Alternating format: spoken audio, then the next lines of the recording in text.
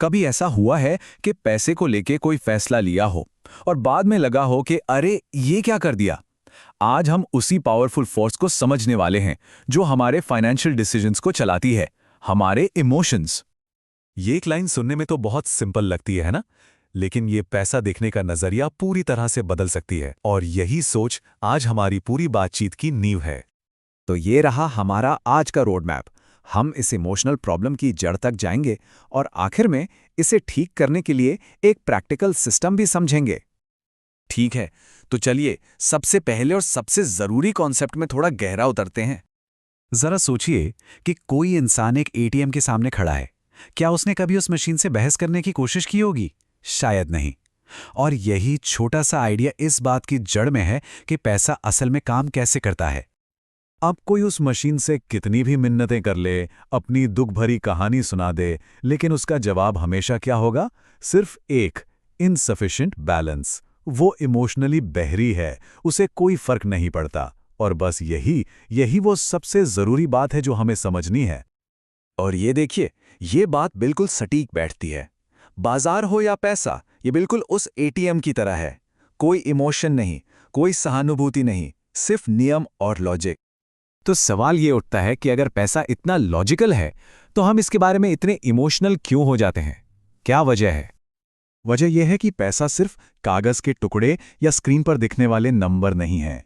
ये हमारी सुरक्षा है, हमारे भविष्य की उम्मीद है, और हाँ, ये हमारे ईगो, हमारे अहंकार से भी जुड़ा है। ये सारी चीजें हमें अंदर तक हिला देती हैं। जब पैसे का नुकसान होता है ना, तो वो सिर्फ बैंक अकाउंट में एक नंबर का कम होना नहीं होता। वो महसूस होता है जैसे भविष्य की योजनाओं पर, परिवार की सुरक्षा पर एक चोट लगी हो। इसीलिए ये इतना पर्सनल, इतना व्यक्तिगत हो जाता है। अब देखते हैं कि यही इमोशंस कैसे एक खतरनाक साइकिल, एक चक्र में बदल जाते हैं जो कई लोगों को फाइनेंशियल डिजास्टर यानी वित्तीय बर्बादी की ओर ले जाते हैं।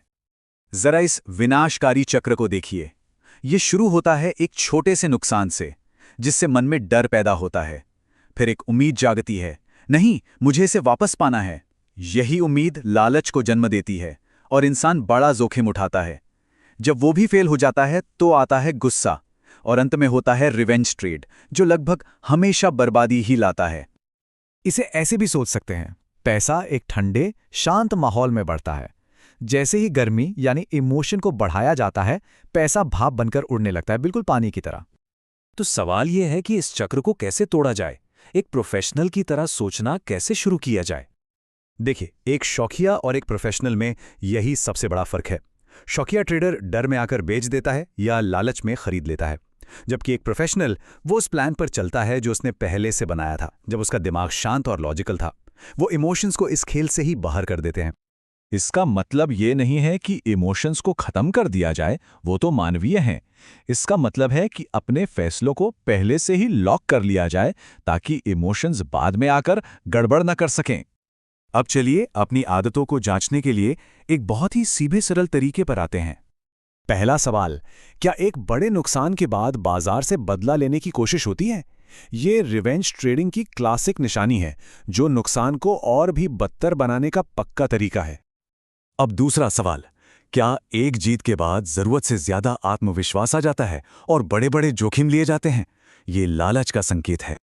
तीसरा और बहुत जरूरी सवाल, क्या इमोशनल प्रेशर में आकर अपने ही बनाए हुए रूल्स टूट जाते हैं? ये अनुशासन की कमी को दिखाता है। और आखिर में, क्या ज्यादातर फाइनेंशियल डिसीजंस एक प्लान के बजाय सिर्फ एक फीलिंग या अंदर की आवाज पर लिए जा रहे हैं? अगर इन सवालों में से 2 या उससे ज्यादा का जवाब हाँ में था, तो ये एक मजबूत संकेत है कि वित्तीय फैसलों पर सिस्टम का नहीं बल्कि इमोशंस का कंट्रोल है। लेकिन अच्छी खबर यह है कि अगर इसे पहचान लिया जाए तो इसे बदला भी जा सकता है। तो आइए इन जरूरी बातों को फिर से याद कर लें, इन्हें कहीं लिख कर रख लें। ये वो गाइडलाइंस हैं जो इमोशनल गलतियों से बचा सकती हैं।